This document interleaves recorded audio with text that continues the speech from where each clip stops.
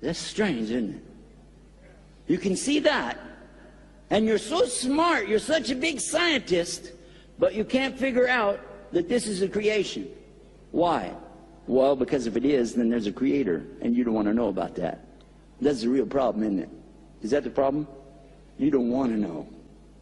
So, you the scientist, you're supposed to bring me the evidence, testable evidence. Can I see any kind of evidence for what your argument is? Anything. Just show me something. They said, well, a human being looks like a monkey. Well, hold on. Hold on. I, too, have a brother-in-law, and he does look like a monkey. You're right. But that doesn't mean that human beings came out of monkeys. And even if they did, that doesn't prove your theory that there's no God. Where'd the monkey come from? And excuse me, I don't like to hurt your philosophy, but if it's evolved, something is here, it becomes better. So it's not this thing anymore, is it? It becomes that, yes or no?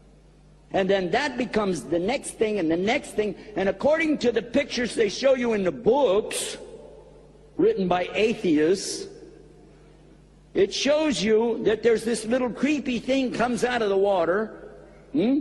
And then the creepy thing becomes like a little small, I don't know what, and then it becomes like a marmoset. The marmoset becomes some kind of a little small monkey, a bigger monkey, then it becomes an ape of some kind, then it becomes a chimpanzee-looking thing, and then a gorilla, and then a man-looking thing, and then finally, there's Homo sapien, right? Right? That's what they show, yes or no? Okay, even if we go with this theory, humans came from monkeys. Why are there still monkeys? Oops. The Quran does not agree with the theory of Charles Darwin because Charles Darwin is the theory. Quran is a book of fact, not a book of theory.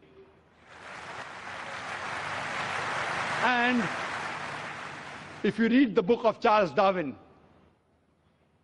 The Origin of Species, it says that Charles Darwin went on the ship by the name of HMS Beagle, which went on an island by the name of Calotropis. And he saw birds pecking in holes and niches. Depending upon the niches the bird pecked, the beak became small and long.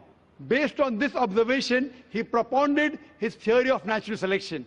But he wrote a letter to his friend Thomas Thompson saying that I have got no 100% proof regarding my theory, but because it helps me in embryology, in rudimentary organs, etc., he has propounded that. Otherwise, Charles Darwin himself agreed that there were missing links.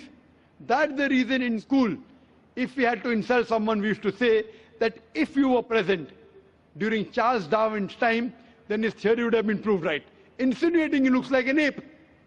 So this is just a theory, it is not a fact at all. I have not come across a single book which is called as the fact of evolution. All of these are theories of evolution. And furthermore, according to P.P. Grasset, he says, it is letting our imagination run too wild just based on few vestiges that we are assuming that we have been evolved from apes. Today, science has found 4 waves.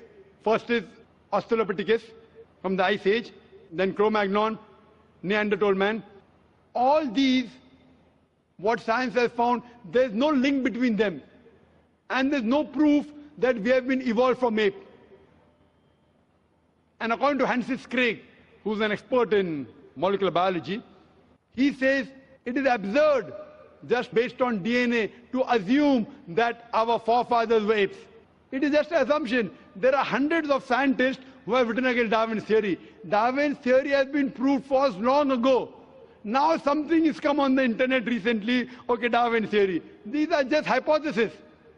But certain things of Darwin, that life has been evolved from water, no problem. Quran says that in Surah Anbiya, chapter number 21, verse number 30. So certain things are correct. But as a whole, that human beings have been derived from ape is unscientific, it's a theory, and that's not a fact.